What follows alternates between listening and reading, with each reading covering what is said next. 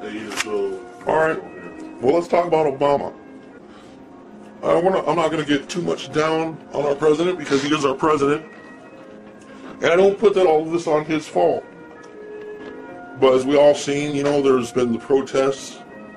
An 80-year-old priest of the Catholic Church was arrested protesting some of his beliefs. It was a tragic thing. If you watch the video, we'll have some clips of it. Just a tragedy of what they did. I have my problems with the church. You see that in many of my videos, some directly about that.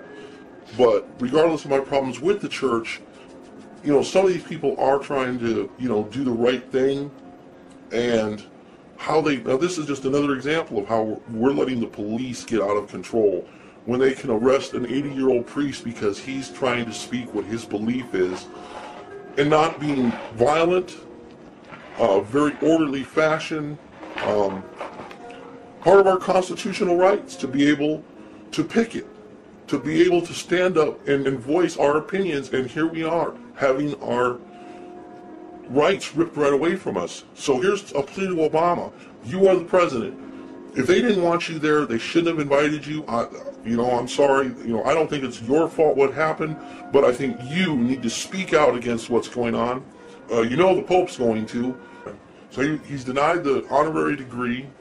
It doesn't, nobody really, I think the religious belief issue of this should have nothing to do with the school part of it. As I said, though, is if they didn't want him there, they should have thought more carefully ahead of time before inviting the President of the United States. Now we have a scene going on. We've got a priest that's being arrested. Mr. President, you need to take care of this and quell this. Like I said, I'm not going to blame the president for this. He was asked to come there.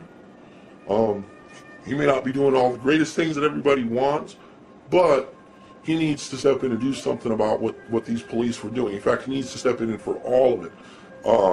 The police and authorities of our nation are becoming so suppressive. They made that bigger than it was. And the priest was there to protest pro-life. Regardless of what your beliefs are on it, he has the right to protest. He has the right to be out there to speak his opinion. Well, the president hasn't always done everything that he's been saying that he's going to, and he's fallen short on a few things. He's still got a long ways to go. Good 3.5 years yet to go on his term. And that, when it comes to voting times, that's when we'll see what happens. A lot of people disappointed in the stimulus. I have to say there were some good things done. Helped out a lot of people that were on unemployment, people on Social Security, but then turned around and didn't help a lot of the poor people. And that's the people that are really hurting right now in this economy. And then he turns around and asks for the money back.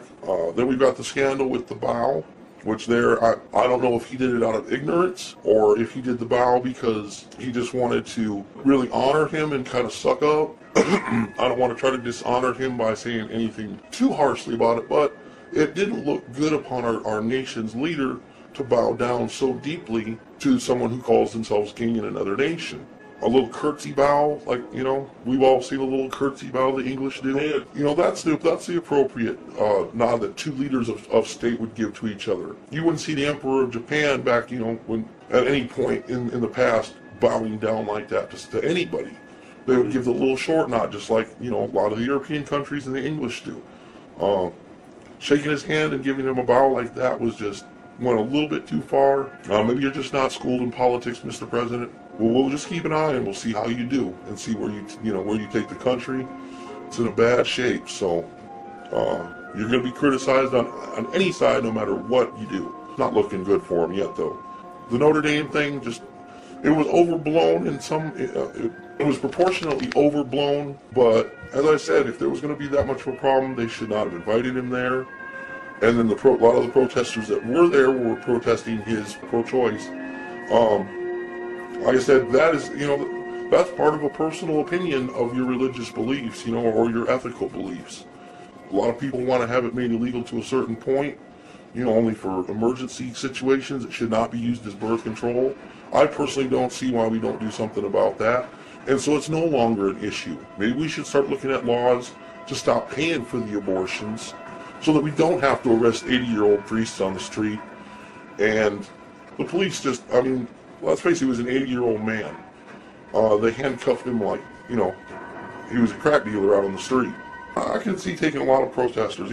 Protesters have always faced the threat of going to jail for standing up for what they believe, even with a legitimate protest and with license purchased and everything. The minute that they think you would get too far past the line that they have drawn is when they start to arrest people. And the police have that.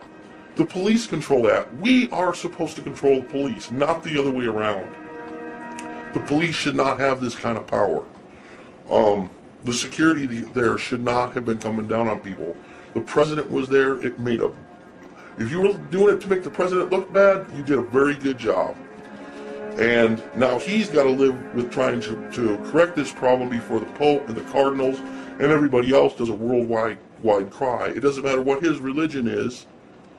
This country, we're supposed to have the freedom of religion, so that shouldn't even play into it. His personal belief shouldn't. If you want a certain thing to be illegalized or legalized, you need to just get your voice out there like they were trying to do. Unfortunately today, they try to stop the voices. Police are constantly trying to stop the freedom of speech that we have in this country that was guaranteed to us by our founding fathers.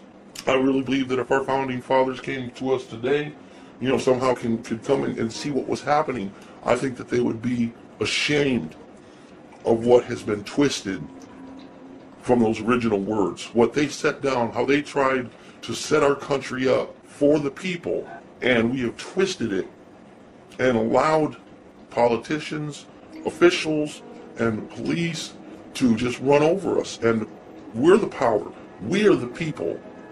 Because that's what it's all about.